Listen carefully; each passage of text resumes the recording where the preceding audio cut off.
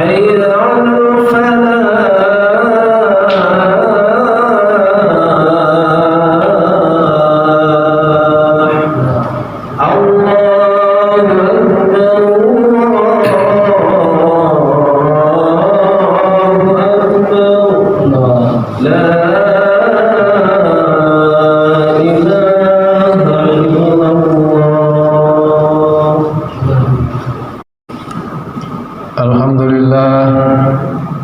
alladzi arsala rasulahu bil huda bil haqqi basyiran wa nadhira. Asyhadu an la ilaha illallah wahdahu la syarika lah wa asyhadu anna Muhammadan abduhu wa rasuluhu la nabiyya wa la rasula ba'dah.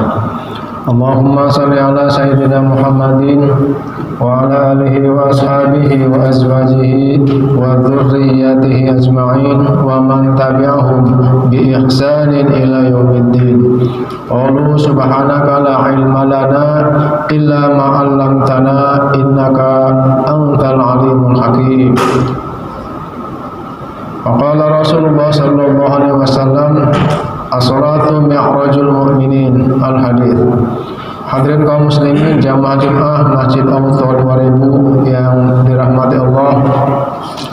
Puji dan syukur marilah kita panjatkan kepada Allah Subhanahu wa taala yang telah memberikan nikmat kepada kita semua, baik itu nikmat iman Islam dan nikmat sehat badannya.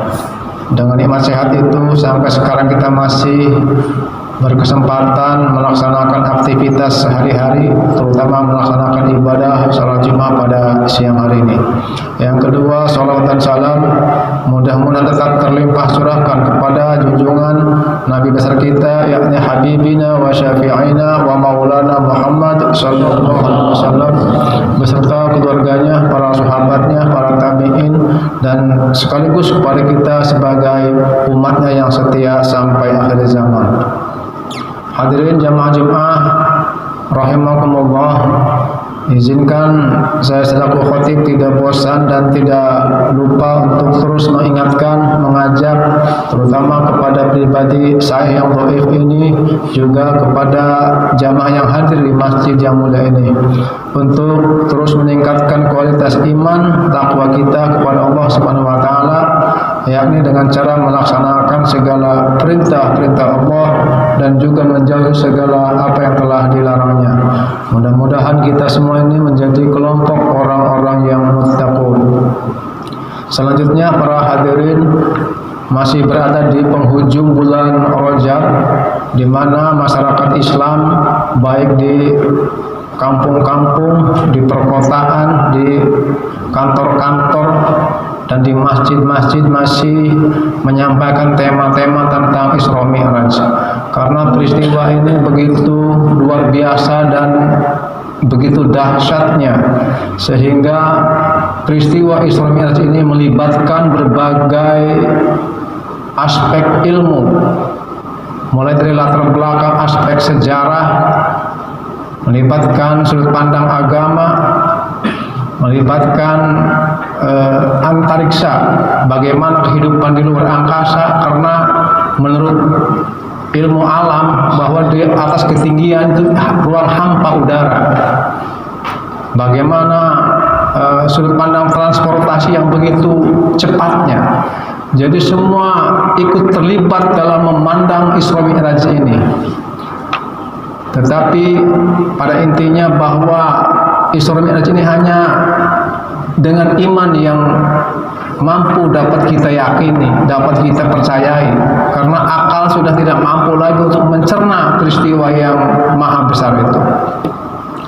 Kemudian sebelum melaksanakan Isra Mi'raj, saya mengambil dari perjalanan keadaan Rasulullah, bahwa ketika sebelum melaksanakan Isra Mi'raj, Rasulullah mengalami kondisi batin yang sedih sekali, sehingga dinamakan pada waktu itu Amul Huzni, tahun-tahun kesedihan. Bagaimana tidak sedih?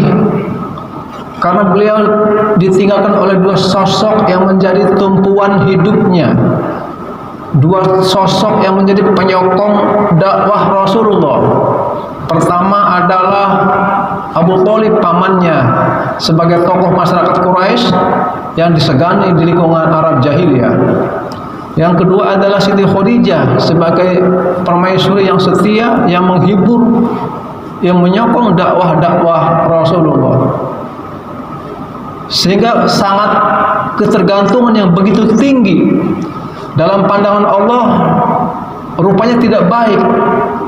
Seseorang bergantung kepada manusia dalam pandangan Allah tidak baik, apalagi itu sebagai Nabiullah, akan merendahkan derajat kenabiannya ketika bergantung kepada manusia. Maka atas kehendak Allah, atas kuasa Allah, dua sosok ini akhirnya diwafatkan terlebih dahulu.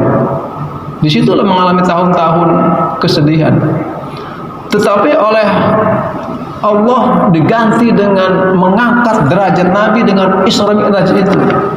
Diangkat ke langit, bertemu dengan Allah. Ini suatu peristiwa yang luar biasa yang belum pernah terjadi dalam diri Rasulullah. Hadirin kaum muslimin rahimakumullah, apa pelajaran yang dapat kita petik dari peristiwa Isra dan Mi'raj? Pertama, sudah tentu oleh-olehnya adalah melaksanakan sholat yang 5 waktu yang sampai sekarang kita kerjakan sebagai umatnya. Yang kedua adalah dengan terjadinya Isra dan Mi'raj ini merupakan titik balik kebangkitan Rasulullah Shallallahu Alaihi Wasallam pada saat waktu itu sedang jatuhnya pada titik yang nol. Tetapi dengan diangkatnya Isra Mi'raj, maka ada kekuatan menambah penegasan kenabiannya. Karena seorang nabi itu harus punya mukjizat, harus punya kelebihan dengan antara manusia-manusia yang lainnya. Dan Isra Mi'raj merupakan bukti dan penegasan sebagai Nabiullah yang diutus oleh Allah Subhanahu wa taala. Kemudian setelah dengan pelajaran Isra Mi'raj tadi, ada satu penegasan imannya masyarakat Arab pada waktu itu. Ada yang tidak percaya, seperti dengan kelompok Abu Jahal dengan para penentangnya, tidak percaya karena tidak mampu dicerna oleh akal. Ada yang ragu-ragu sehingga dia menjadi kaum munafik. Tetapi ada yang tetap beriman sampai-sampai Abu Bakar mendapat gelar As-Siddiq. Karena Abu Bakar ketika datang di kerumunan orang sedang diskusi, ditanya, "Wahai Abu Bakar, apakah kau percaya dengan peristiwa Isra dan Mi'raj?" Apa jawab Abu Bakar? "Kalau yang datangnya berita itu dari Muhammad, saya akan percaya. Bahkan berita lebih dari itu tetap akan saya percaya." Jadi begitu tingginya kepercayaan Abu Bakar.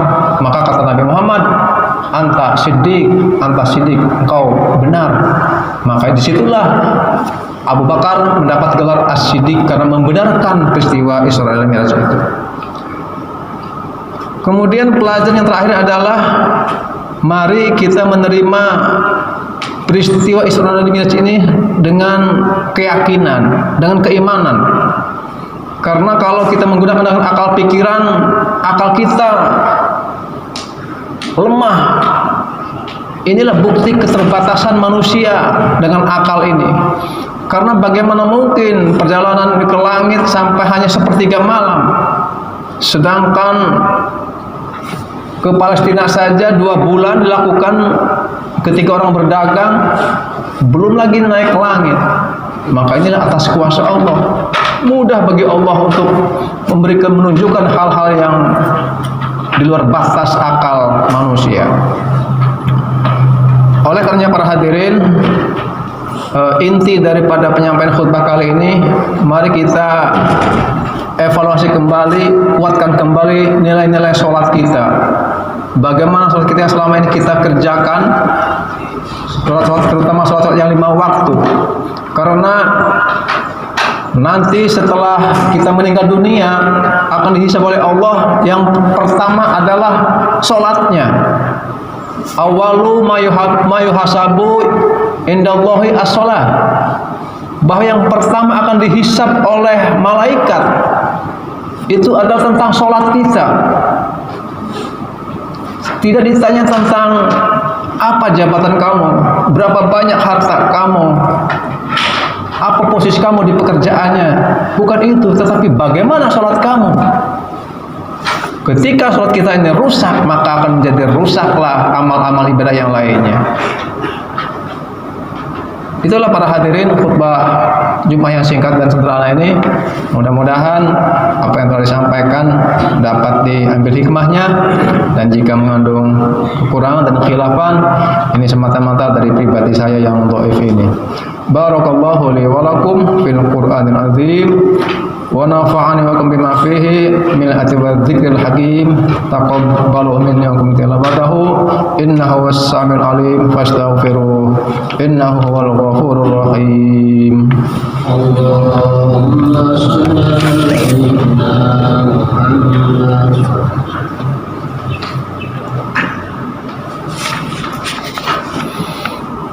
Alhamdulillah alladzi khalaqal khalqa 'alal itlaq. Allahumma shalli wa sallim ala sayyidina Muhammad wa ala alihi wa ashabihi salatan wa salaman daimain mutalazimain ila yaumit talaq. Ashhadu an la ilaha illallah wahdahu la syarika lahul malikul khallaq. Wa asyhadu anna sayyidana wa nabiyyana Muhammadan abduhu wa rasuluhu sayyidul arabi wal ajami 'alal itlaq. Ayuhan nas, alaikum bi taqwallahi fis sirri wal 'alani fa innaha turdil malikal khallaq. Allahumma amin ya rabbal alamin. Allahumma ighfir lil mu'minina wal mu'minat wal muslimina wal muslimat al ahya'i minhum wal amwat innaka sami'un qaribun mujibud da'wat wa qadil hajat. Rabbana atina fid dunya hasanah wa fil akhirati hasanah wa qina adzaban nar. Rabbana la tuzigh qulubana ba'da idh hadaytana wa hab lana min ladunka rahmah innaka antal wahhab. Rabbana taqabbal minna innaka antas sami'ul alim. Ibadallah, inna Allaha ya'muru bil 'adli wal ihsan wa ita'i dzil qurba wa yanha 'anil fahsya'i wal munkari wal baghi ya'idzukum la'allakum tadhakkarun. Fadhkurullahal 'azima yadhkurukum washkuruhu 'ala ni'amihi yazidkum was'aluhu min fadlihi wa la dzikrullahi akbar. Aqimis shalah.